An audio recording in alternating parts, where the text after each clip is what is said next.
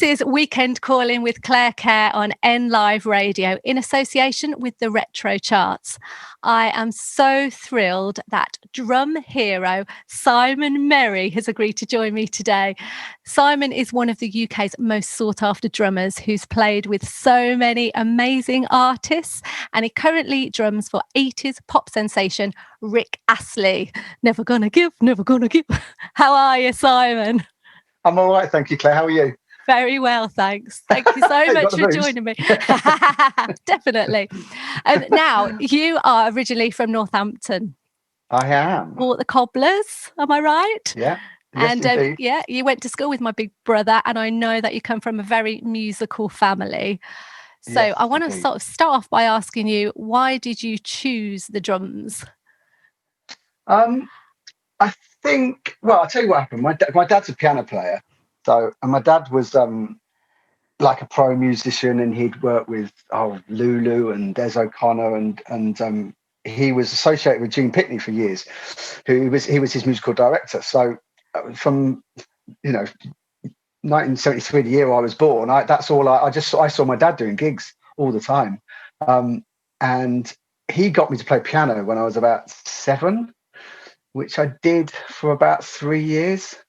And then I wasn't really into it. It's good to know, isn't it? I guess it's good to. Yeah, I think so. I mean, I wasn't maybe not into it, but it didn't interest me. First of all, he didn't teach me because he didn't want me to pick up his bad habits. So I had a bit of a sort of like granny piano teacher. Not very inspiring.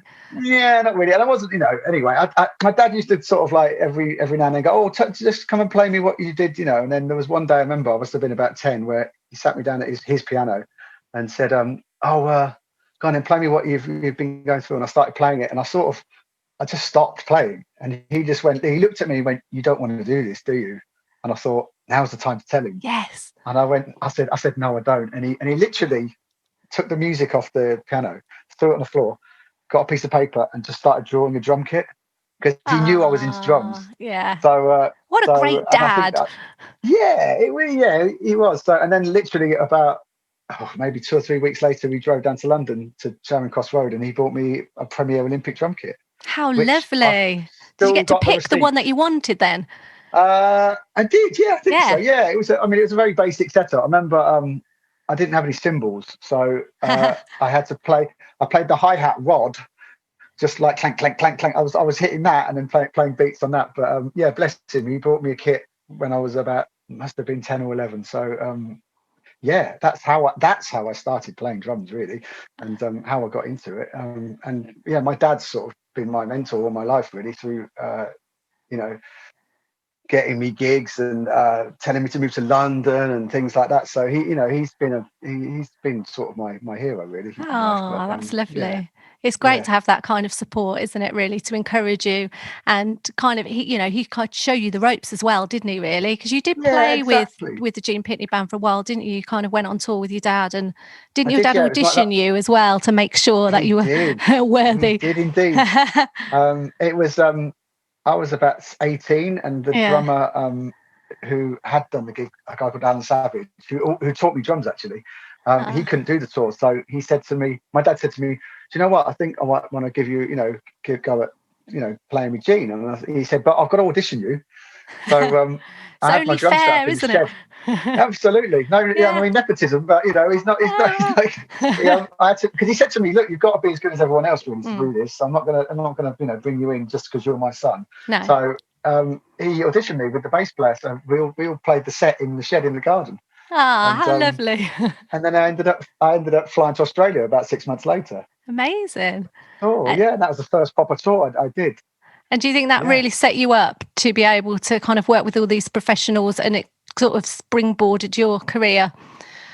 Yeah, I think so. It was, playing with someone like Gene Pitney, he was like a 60s legend, and all his songs were like, big orchestrations, like Bacharach and David and Lever and Stoller, all these big songwriters had written songs for him. And he used to have he'd have a string section, a horn section, percussion, bass, drums, guitar. My dad was playing the piano. You know, it was a big deal. You know, and you don't really see a lot of gigs like that now. You don't, do you now? Really? No. So it was thrown in at the deep end. So, but I think it was good, as in, you know, nowadays you don't have that sort of thing. You know, going in with a big orchestra, you know, literally going, oh well, you know, was a good thing. You know, definitely.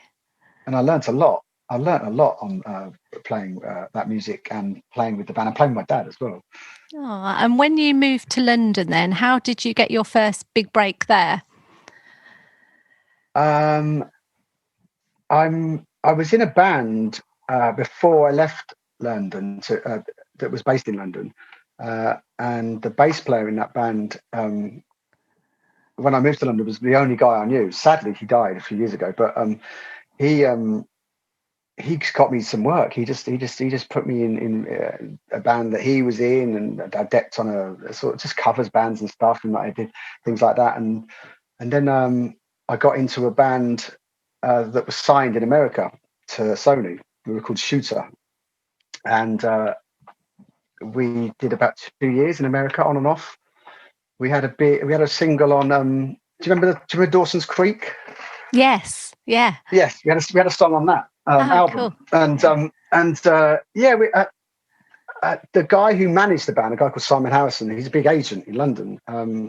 So after that band sort of fizzled out, he booked me. He started booking me on as a freelance, really, and playing for artists. And I think he got me the Natalie Imbruglia gig, which I ended up doing for a couple of years.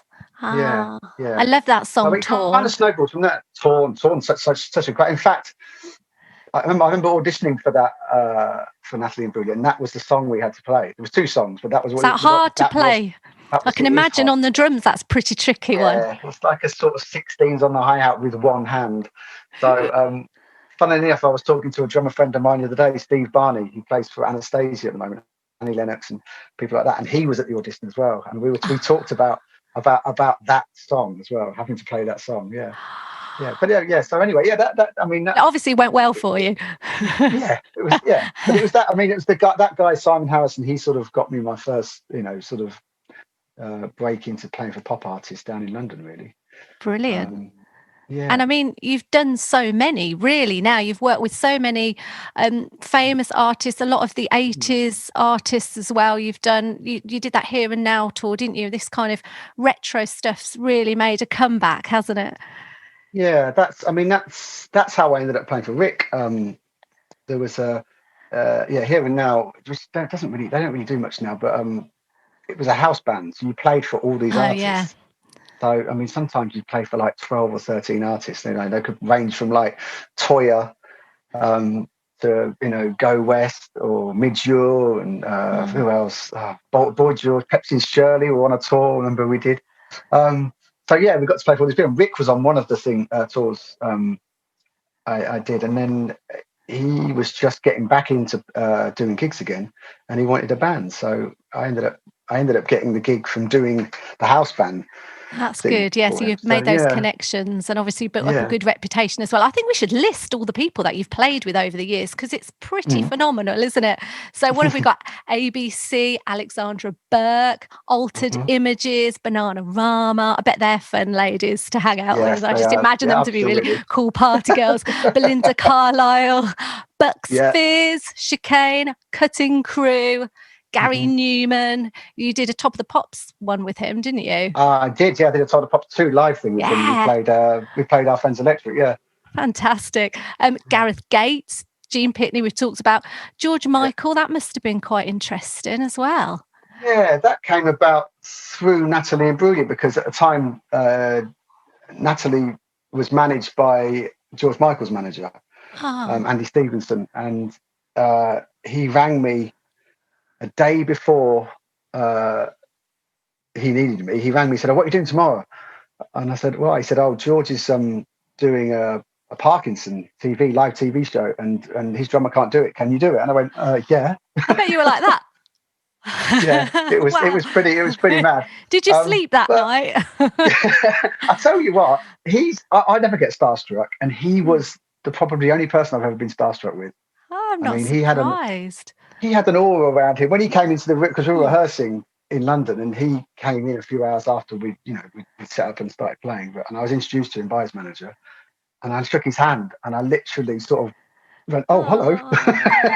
It was pretty crazy, Really? considering. I mean, that was in 2006, and I think, going back to the 80s, because I grew up listening to Wham and all that sort of stuff, and then all this solo stuff. It was, it was a proper like, oh my God, it's George Michael. I'm not surprised. He was such a talent. Did you get to hang out with him afterwards and get to be his buddy?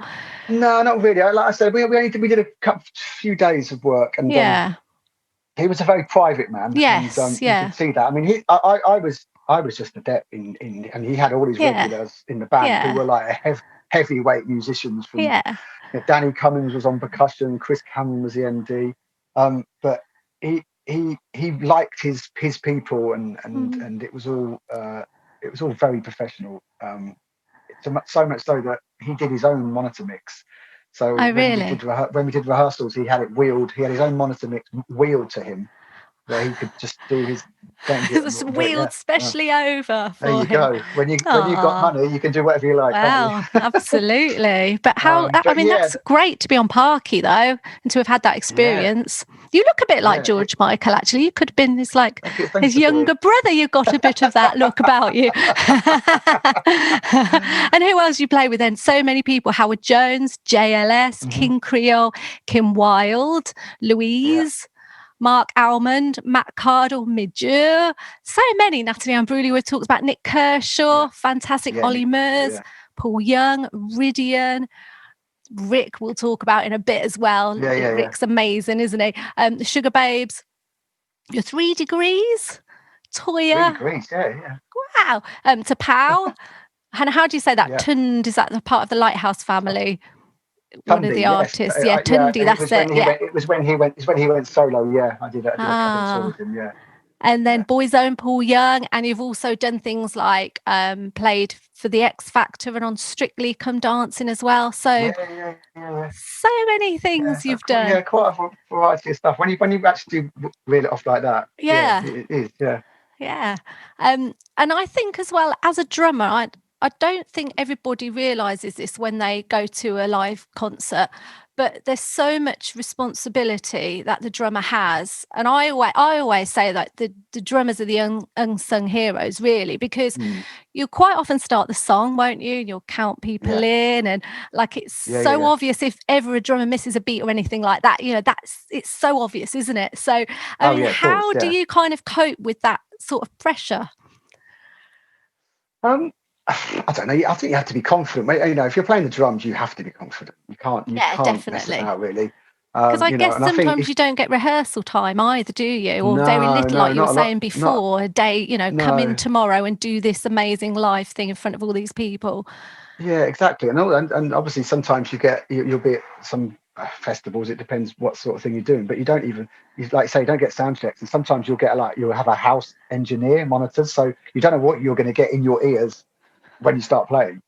I mean, it's pretty crazy. But but I think if you've got a good bass player as well in your band, bass and drums, you lock in together that rhythm section. Yeah, once you've got it sorted. But I mean, I don't know. I just sort of sit behind the drums and hit them and see what happens. Do you get nervous before you go on? I do a little bit. Not good nerves. Yeah, that's important, I guess. I'm not sort of going, oh God, but but I do get. It's good to have a bit of nerves. I think a nice adrenaline rush, and never does anyone any harm, does it? A little bit of adrenaline running through their body. Do you always do a warm up beforehand to make sure your fingers and your hands work and those wrists? I do a little bit. Yeah, a little bit. I used to do a lot, and then I used to be quite tired when I was playing because I've done too much. Because you'd worn yourself out. You're getting older now. Yeah, absolutely. So, but no, I mean, since all this, this happened this year, I've been practicing a bit. I mean, I don't really have a lot of facilities to practice, but I have practice pads and stuff, and I'm often playing. But it's been weird not playing this year. That's the thing. It's been because I'm used to playing 4 or 5 times a week and I've played I don't know, a few times this year. So because your tour with Rick earlier in the year, it ended like really abruptly, didn't it? Because of the pandemic. Didn't you all have to fly back from Japan or something? Yeah, we did. We February we did a tour with Our Heart in Australia, and then we went to New Zealand, and then we were going to finish in Japan.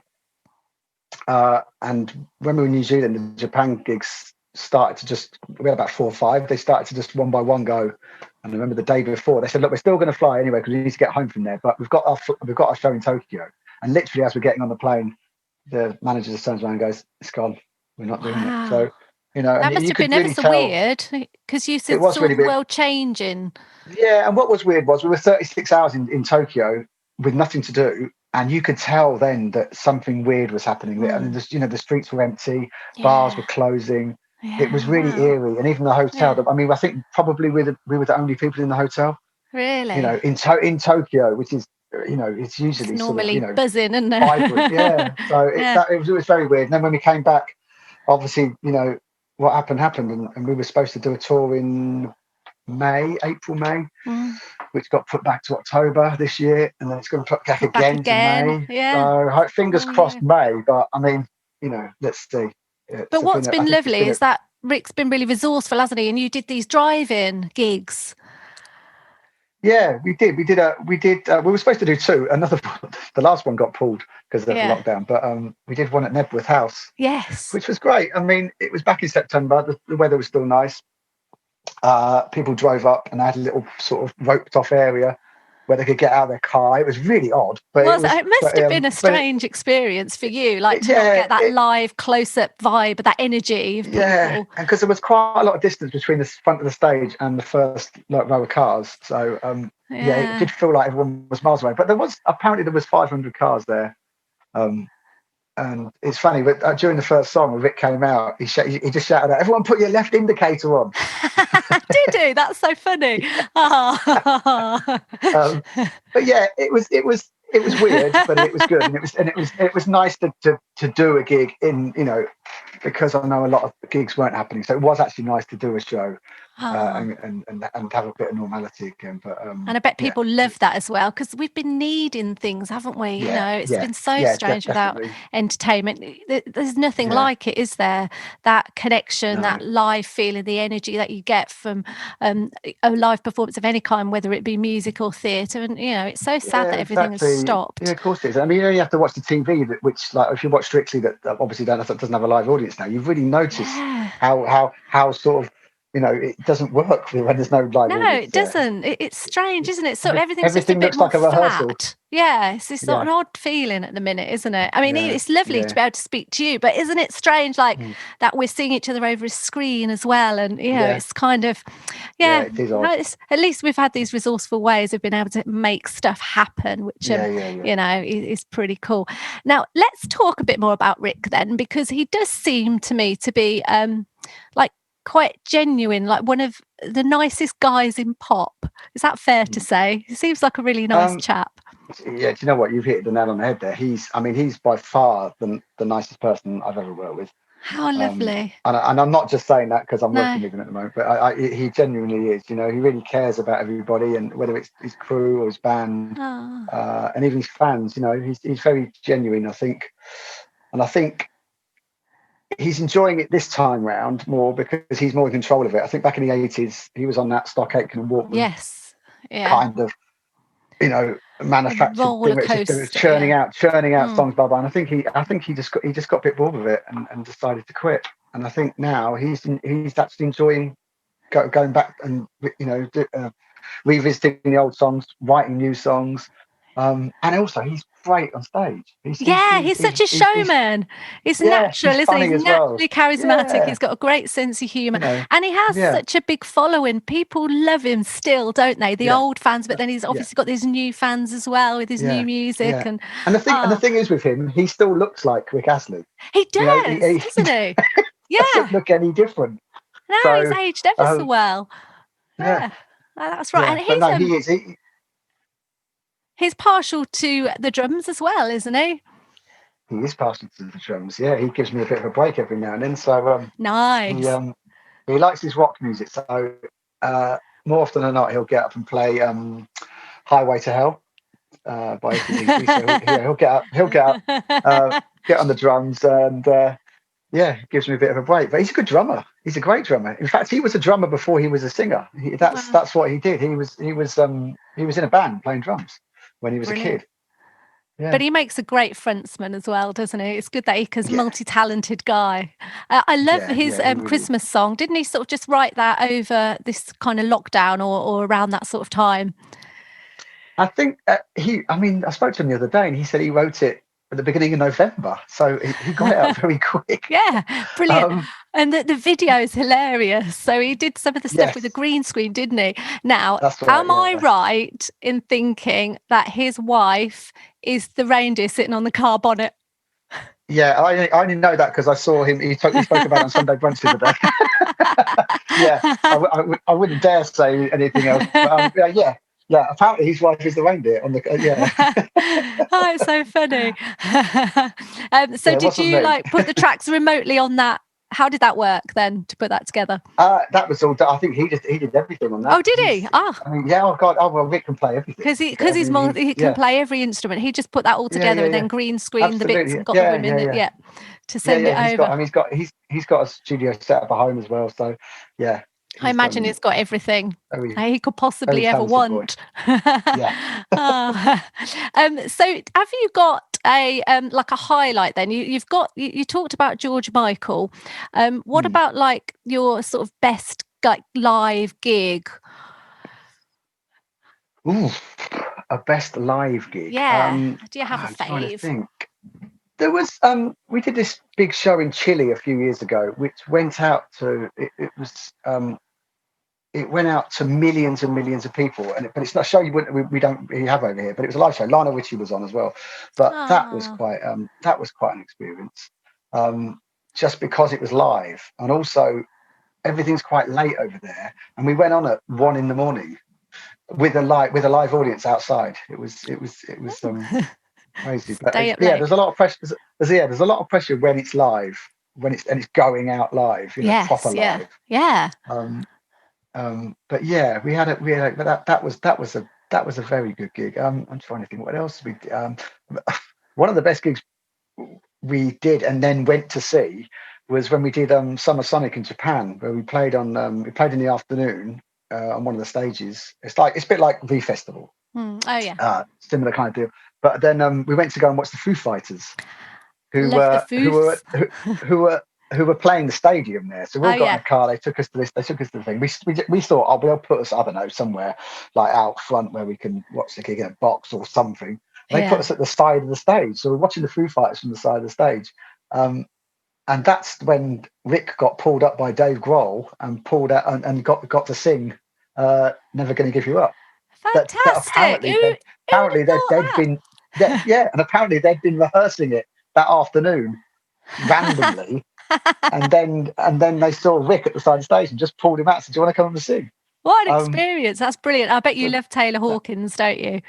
Oh yeah, they invited us back to their room. Nice. Afterwards, after party with the Foos. We ended up hanging out with them, and Taylor Hawkins came in with his with no top on, wearing shorts, and sat down and ate a pizza. How inappropriate!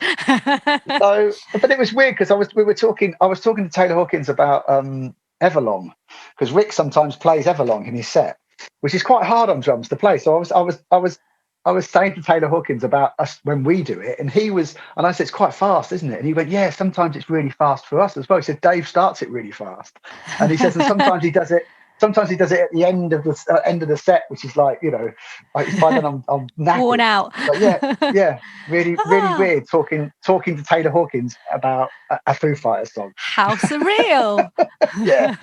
That's pretty memorable, isn't it? What a great experience. What about a favourite place in the world?